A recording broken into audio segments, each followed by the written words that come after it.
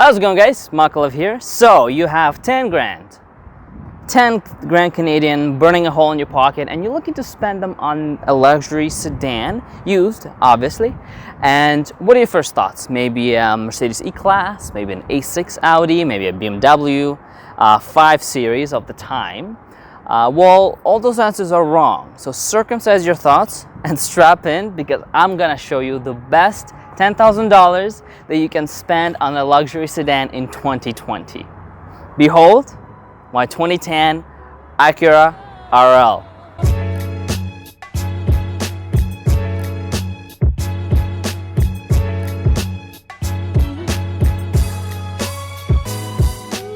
Now, I can already sense through the lens that you're wondering, MockALove, what is this thing? What is an Acura RL? What is this? I've never seen it before. I've never seen it on the road. I've never heard of it. What is it? Where'd you find this thing? Well, I can't blame you either, because they barely sold them. Of this generation from 2010 to 2012, I believe, they sold something like maybe 100 units. Definitely under 150 units total. So this makes it basically probably one of the rarest Acuras in North America. And in 2020, I consider it's a good thing, because I want to own a car that's rare. I want to own a car where people will be wondering, oh, what is this? I've never seen it before. What is this? Or people that, that were alive in 2010 and they were buying an Acura, and they would come to a dealership and they'd see these cars on press releases or sitting on the lot for months on end. And they would just be like, I haven't seen this thing since 2012. Where'd you find this, man? Rare, comfortable, quick, all-wheel drive, plush, luxurious. How can you go wrong? How can you go wrong? And I'm gonna show you around. I'm gonna tell you exactly why this is probably the best purchase you can make for 10 grand in 2020. Come. Behold, ladies and gentlemen.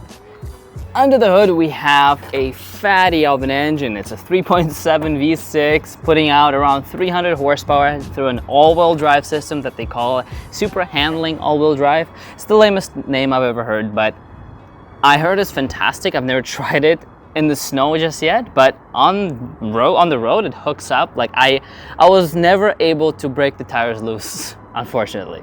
And let me tell you, this baby eats well out hot because of how big the car is and the weight of the car and just the size of the engine and the all-wheel drive system. This baby eats like crazy. This thing is so thirsty. It gulps down on gas faster than an American gulps down a big gulp. I'm not even exaggerating. This thing takes like $80 per tank, and I have to fuel it up basically twice a week.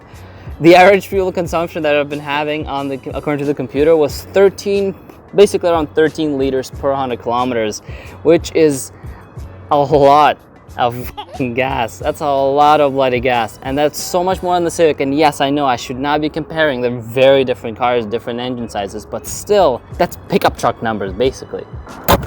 But when you get into the interior, the situation here is exquisite, man. Everywhere you touch, hold on, AC, my god, we're going through the heat wave right now in Toronto, so it's 1,000,000 degrees outside, so bear with me here. The interior of the RL is absolutely fantastic. It's hard to believe that this thing is worth 10 grand on the market right now. It feels like it costs what it cost initially. It feels like it's a $50,000 car, and it hasn't, well, it aged, don't get me wrong, it aged fairly well overall, but the center console is pretty dated, and the infotainment is obviously old, just ancient by today's standard, and it looks like a Nokia phone from 2006, but that's okay. It's a 2010 vehicle, right? Like we're not expecting Apple CarPlay here, right? So overall, the interior is just a very, very plush, soft, and pleasant place to be. Everywhere you touch, it just feels nice, man. All the materials that are expensive, and you can tell they're expensive. There are some creaks here and there, and the center console is looking a bit cheap, but overall, this is very nice. And because this is the top of the line, this is the highest trim model of the time, it has the real wood. All of this, according to the press release from Acura of the time in 2010, this is genuine wood. This is real wood. All of this, oh, maybe I don't know about this, but this and the steering wheel for sure real wood. And man, it feels nice in your hands. I did get used to it. But yeah, so many things are wrapped in soft touch leather, and the seats, they have cooling seats, you have heated seats for the back passengers, you have dual climate control, you have Bluetooth audio, you have 6 CD changer, it has headlight washers, it has collision mitigation braking system, which will basically help you help soften the blow in case of an accident, and it will brake for you because of the radar in the front. It also has the AFS, which is the Acura's automatic front headlight system, which basically what it does is it moves the headlights with the movement of the steering wheel. So if you're turning left, the headlights will move to the left as well when the headlights are on, low beams or high beams. It has adaptive cruise control. It has the voice commands, which are the most frustrating things out there, dare I say. The speakers are fantastic. The subwoofer in the back slaps hard. It's just a very, very pleasant place to be, man. And it rides like a cloud. It rides like a dream. Especially for the price, it just rides like a dream, and especially compared to everything I've owned before. I've owned the Scion TC 2016, the Civic Si, and obviously the Miata, which we're not even comparing those two, but comparing the regular cars, the Civic Si and the Scion TC, this is a whole other level of luxury and refinement and comfort. I'm enamored by this car, by this interior every time I get inside. It's just so nice, and I'm like, it puts a smile on my face every time when I start driving, when it just rolls off, just how comfortable and how quiet it is. It's also quite over-engineered in some places, which is a fantastic thing, I would say, because this is Japanese over-engineering rather than German over-engineering.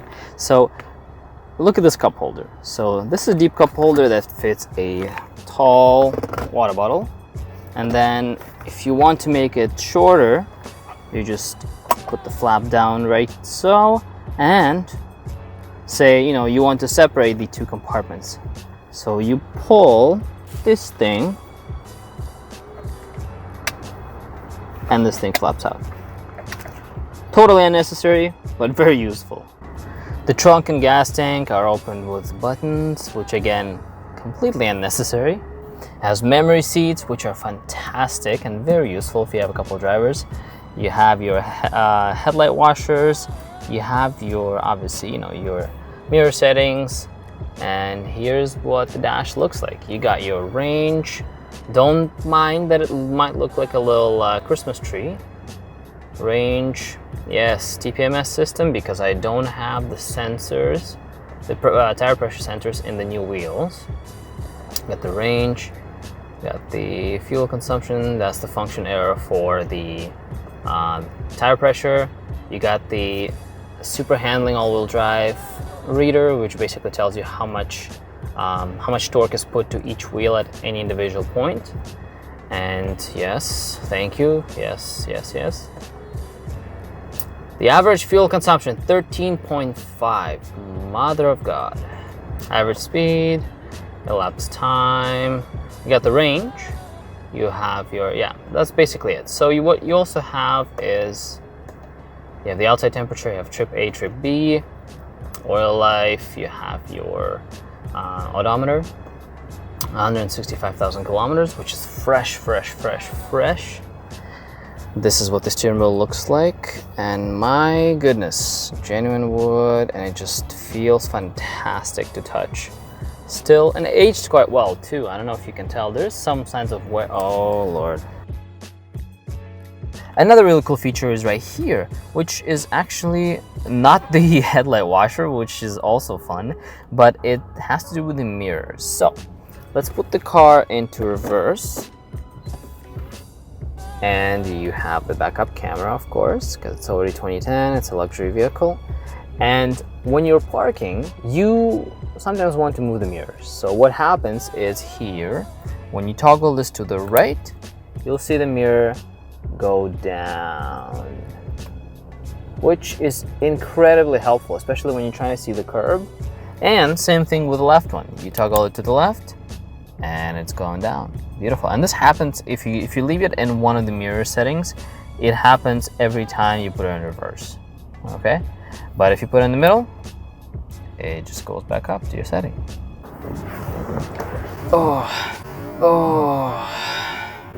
In the back, man, the situation is even more pleasant. It's just so comfortable and plush, and just let me get some privacy here.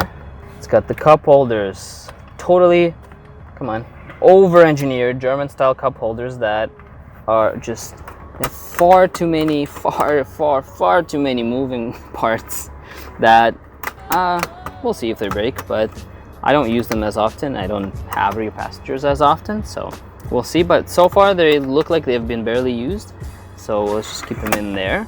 The armrest, you get the access to the rear, you get the access to the trunk. You got heated seats. I wish it had cooled seats in the back, but that would be asking a little too much though. It's an absolutely perfect cruiser. Perfect cruiser. I could eat through hundreds, if not thousands of kilometers across the country in this thing comfortably without having any back pain, without having any muscle stiffness. This is fantastic.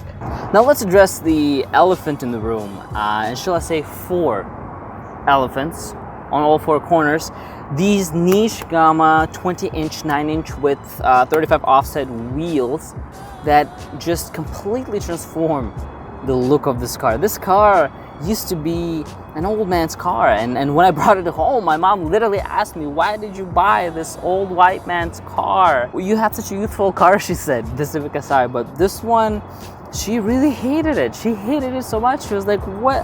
I don't even want to look at it, man. It's like, it's not pretty. And everything changed with these wheels. Honestly, these wheels, they took it from 65-year-old to a hip 55-year-old.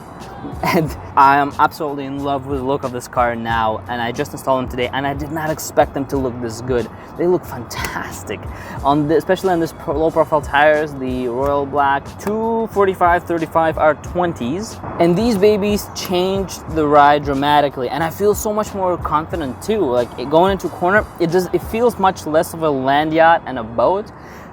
Don't get me wrong, it's still a giant land yacht and a boat, and it's not a performance vehicle whatsoever, even though it's pretty peppy with 300 horsepower and all-wheel drive, the superior handling all-wheel drive system, which apparently is amazing in the snow, but I haven't tried it just yet. I feel so much more confident with these tires, but it also is not nearly as comfortable as it used to be, and the ride is quite a bit firmer and harsher than it used to be. I think it will just take some time to get used to, but so far, I think the look is just worth it. The way this car sits on these wheels, it's so worth the lack of plushness that these tires provide. It's honestly, it's so worth it. All right, memory seats. Press 1 and it's bringing you back to the position that you have set it on. Beautiful, beautiful, beautiful, beautiful. All right, so how does it actually drive? Now that I'm finally inside and under the AC, hopefully won't sweat as much, but it drives, oh man, it's so comfortable. It's so comfortable, it should be criminal. It's nice and plush and quiet. Hello, this is MockALove. MockALove ASMR. We're doing a 2010 Acura RL ASMR. ASMR review. The seats are great. My testicles are being cooled down right now by the cooled seats. And unfortunately only testicles, because my back is still sweating because the cooled seats, I guess they don't work as well after 10 years. But hey, at least my future children will be okay. Just waft. Now the 0 to 100 time is estimated from different sources around 6.4 to 7 seconds, which I know is a big gap, but the thing is I was actually struggling to find the right number. Okay, so since I was not able to find the exact 0 to 100 time on the internet, why don't I just do it myself? I have my trusty assistant here who will time all of this, and I hope she's ready to time because we're about to start very soon. Yes, okay, good. There are a lot of factors that can go against us. The giant 20-inch wheels will slow us down. Some performance tires might not perform that well in the rain. And also it is raining, it's very wet, and also because I don't have the sensors in the tires, my traction control off button doesn't work, so I cannot actually turn off the traction control. So all of those things will slow us down. I'll put in sport mode, and this is the wet test on giant tires, traction control fully on. So why don't we just try it? Okay, you ready? Okay. You may go. 3, 2, 1, go.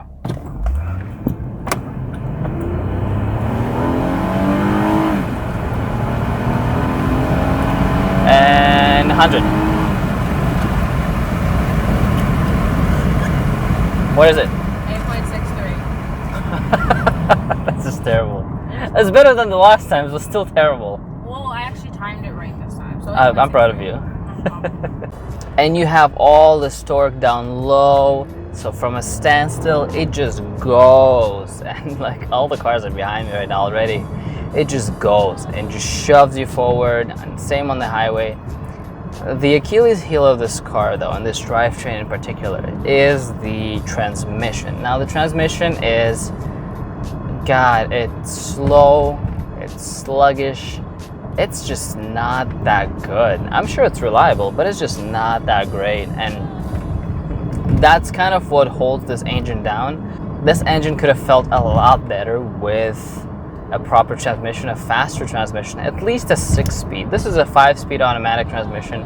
It's got the flappy pedals and everything, and the flappy pedals are obviously, you know, they're super slow. It has a sport mode, which speeds it up a little bit, but still, if you just mash it, there's a significant delay between the input of the gas pedal and the downshifting, and oftentimes it doesn't even downshift to the gear that you'd want it to.